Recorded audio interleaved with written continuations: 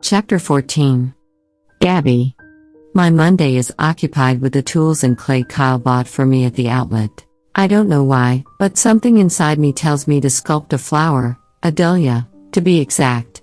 I've been working on it all morning, using my fingers and hands to mold the clay, and then my cutter to get the detail of it in production.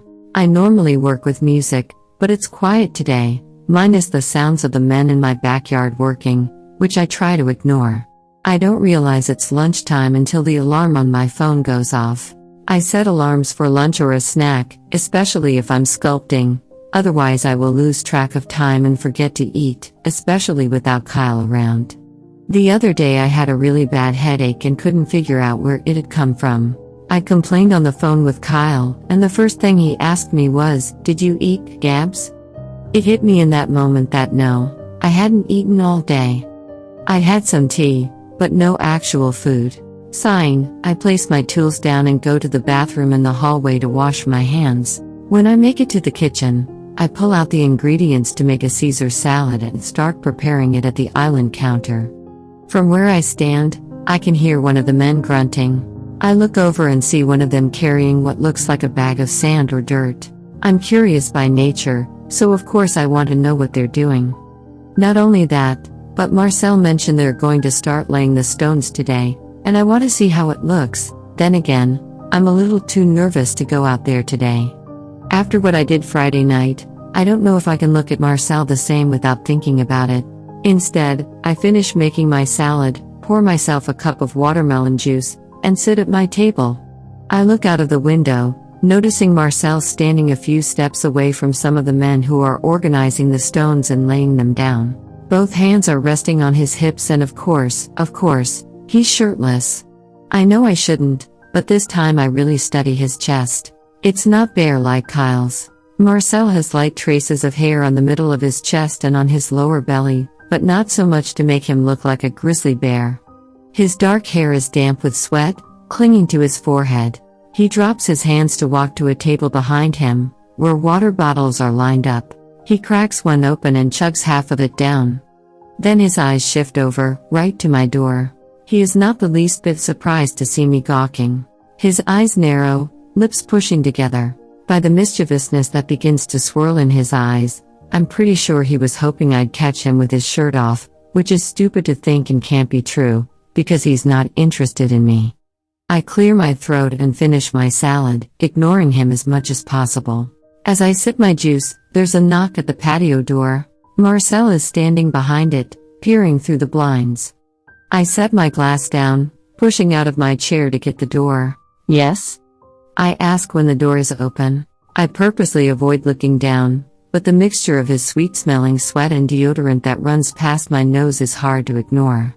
If I weren't mistaken, I'd say you've been avoiding me today, Miss Gabby. And here I am, thinking we're friends. I laugh, but his statement couldn't be truer.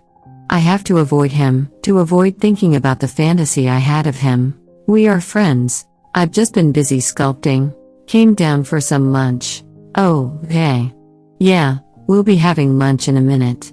Anyway, just wanted to know if you'd like to check out the stones so far, he says, and he's talking just like before. Friendly. Casual. I'll probably take a look later. I don't want to get in the way. Plus it's really hot today. I force a smile. Yeah, it is.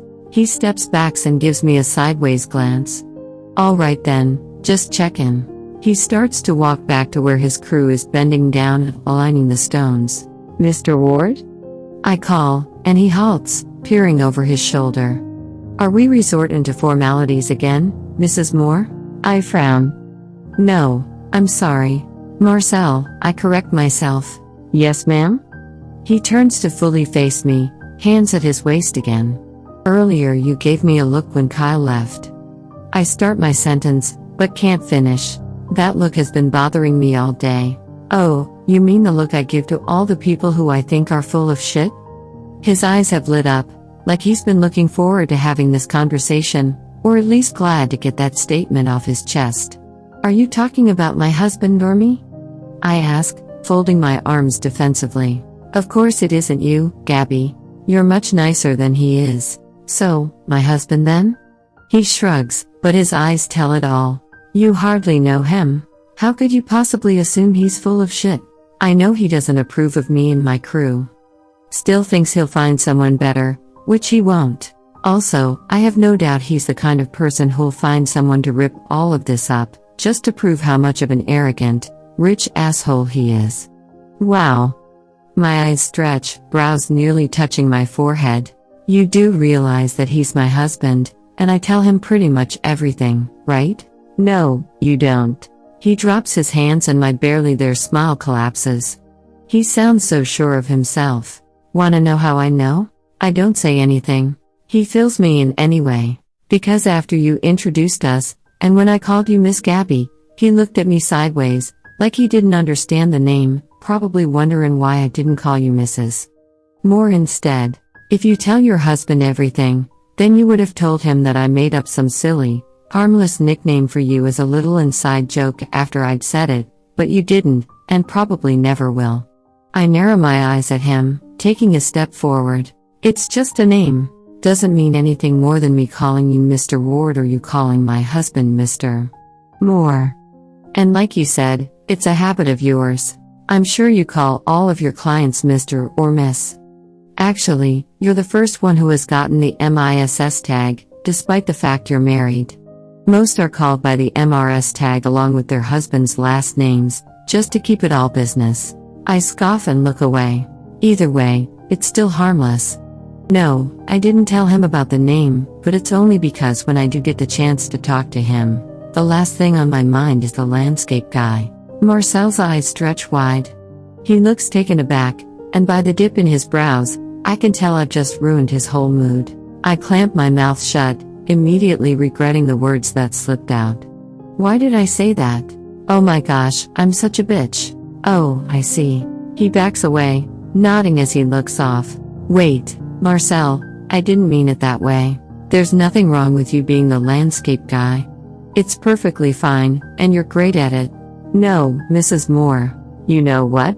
This is my fault. I've clearly gotten a little too comfortable around here the past few days, and it shouldn't be that way. After all, this is business, and I'm here to work. I stepped out of line the moment I shared my first personal conversation with you. That was a mistake on my part.